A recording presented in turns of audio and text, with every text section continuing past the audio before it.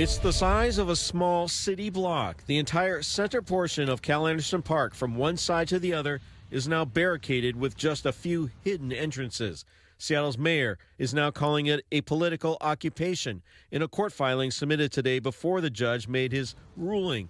Language we heard to describe CHOP. It's all in a kitchen sink right now. Papa Joe is setting up a kitchen for the long haul to feed everyone, including Direct Action Black Bloc members who established the barricades and now patrol its perimeter. Is it beneficial to have this group, which is known for confronting every... Yes. Okay, all right. Yes, they have a military bunker sitting in an American bureaucracy's city. not working.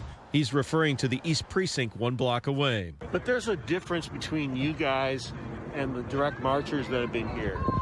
Absolutely. Wednesday night, I spoke with a long-term camper who was beat up and kicked out of the camp after he complained about the divide between Black Bloc activists and campers not seeing eye to eye.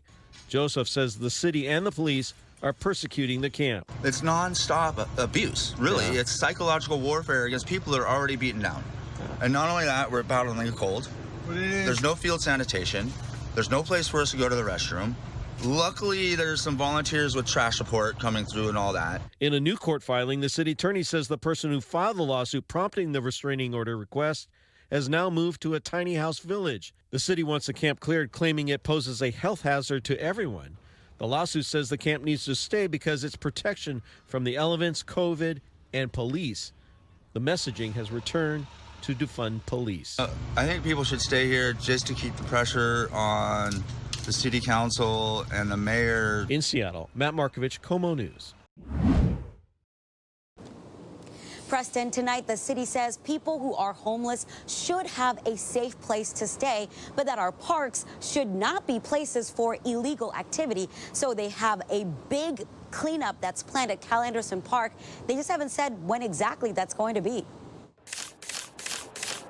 Denied. That's the word from a federal judge rejecting a homeless camper's request to stop a camp removal at Cal Anderson Park. It means the city can step in and clear it out anytime. We demand a permanent end to all sweeps. The decision comes as this group, calling themselves housing advocates, took over a vacant home across the park to protest and fight for permanent housing. They reacted to the ruling. Well, we have a space behind us that might be able to house some people for a second until we can get them into shelter. Tonight, the city says they have a plan to remove all the barricades at the park and have an intensive multi-day cleaning blitz, picking up garbage, needles, and fixing facilities. Officials say outreach workers will continue to offer shelter services, saying so far they identified 50 shelter spaces available. Since last Wednesday, 20 people have been referred to shelters, hotels, and tiny homes. 8 relocated. One person went back to Olympia. That is the basic function of a society and a democracy, is to protect people and to provide safety.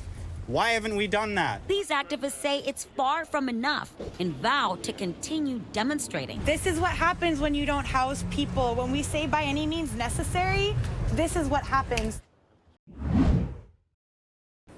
Preston, only a fourth of the hospitals statewide have gotten any vaccine so far. Dozens of others are waiting their turn, and they worry that all their planning may suddenly get upended. Overlake Medical Center in Bellevue is among the many hospitals wondering when a first shipment of coronavirus vaccine will arrive. Shots were scheduled to begin next week, but that plan is now on hold. To go from the euphoria of vaccine is here, this is so exciting, and seeing people get shots to, we don't know when you're going to get it, is that's a lot of whiplash. Cassie Sauer says 75% of hospitals statewide have yet to receive any Pfizer vaccine. That situation could continue now that the Centers for Disease Control announced 40% less vaccine will be delivered to Washington next week. For the really tired frontline healthcare workers who are so eager to get the vaccine, it's I hope it's only a week delay. However, officials with the Trump administration say nothing has changed, and reports that jurisdictions' allocations are being reduced are incorrect. They blame the confusion on misunderstandings about vaccine supply and changes to the delivery schedule. Sauer says the uncertainty could also affect the timing of the second dose people are supposed to receive, prompting some hospitals to vaccinate fewer staffers in the first round. We haven't heard anything that makes us think that the 3-week second dose won't be here, but that's in the back of my mind as a worry.